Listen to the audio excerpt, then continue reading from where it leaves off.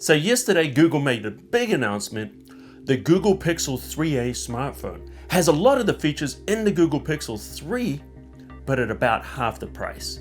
So let's have a look at it right now and see if it's worth the money.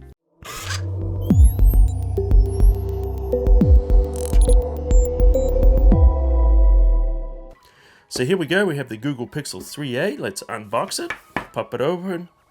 Got our Team Pixel here. There's the phone.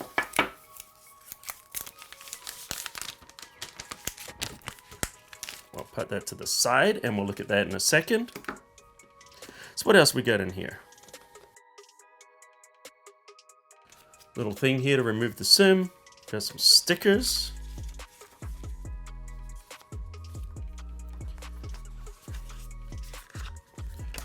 Charging brick. USB-C to USB-C. It goes from a USB-C to a regular USB 3. So what makes this a $400 phone versus the Pixel 3, which is an $800 phone, more or less?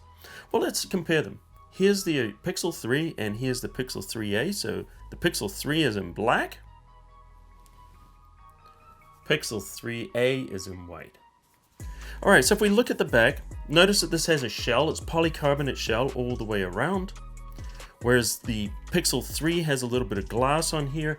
And the big thing about that is wireless charging. The 3 supports wireless charging, whereas the 3a does not support wireless charging. But speaking of charging, one of the nice things about this is the battery has been increased to a 3000 milliamp battery. And they boast that on the rapid charger here, I can get 7 hours of life out of this out of a 15-minute charge. Now that's good when you get in a jam. Okay, so let's continue looking at the build.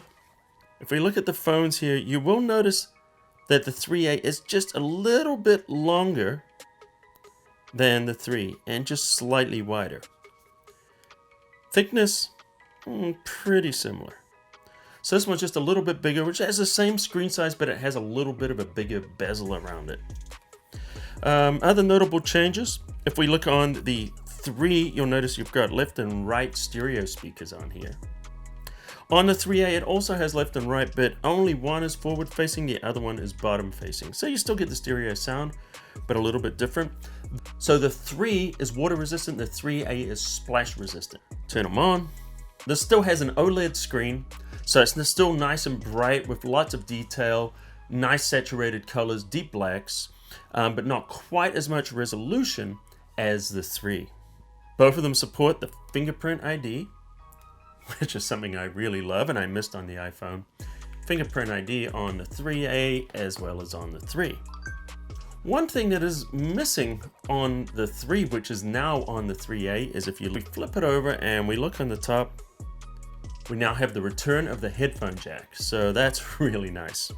So the 3a has 4 gigs of RAM, which is the same as the original Google Pixel 3. Has 64 gigs of internal storage.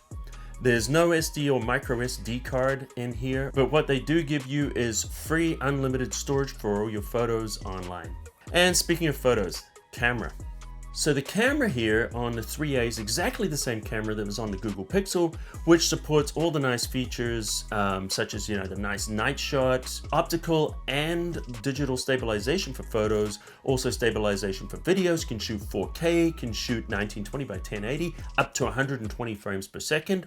The 4K does 30 frames per second, so it's a very capable camera. And in fact, speaking of, as myself as an iPhone user from the very beginning, having been using the Google Pixel 3 for a number of months now, I gotta tell you, the camera on this thing is really impressive. Really surprised me. I didn't think that the camera could be as good as the iPhone camera, but I actually think the camera here is better than the iPhone camera. Nice, good, crisp photos, shoots really well in low light, is taking advantage of a Sony sensor, and also uses AI to create depth. So you can also get those depth maps, like I did the tutorial yesterday on how to turn a photo into a 3D Facebook photo, or you can actually shoot that natively on the 3 and the 3A. So the camera is great. So the forward-facing camera, though, is only 8 megapixels, and you can't expand it into that wide shot that you could get on the 3. However, the 3A does have a wider angle forward-facing camera. Performance-wise, the chip on the 3A is a little bit slower than the one on the 3. But it's not significant. When you're browsing and using the phone, you won't notice a huge difference. Where you might notice a difference is where you're playing games, which are processor intensive. So anyway, guys, I just wanted to give you this quick overview of the new Pixel 3a. And I'm going to be digging in a little bit deeper. I'm going to be doing some tests. I'm going to be trying out the camera a little bit more, doing photo tests and different things like that. If you'd like to see me do a little bit more in-depth in this, let me know in the comments underneath. And if you'd like to see maybe something like a photo video comparison between this and the iPhone, let me know in the comments underneath.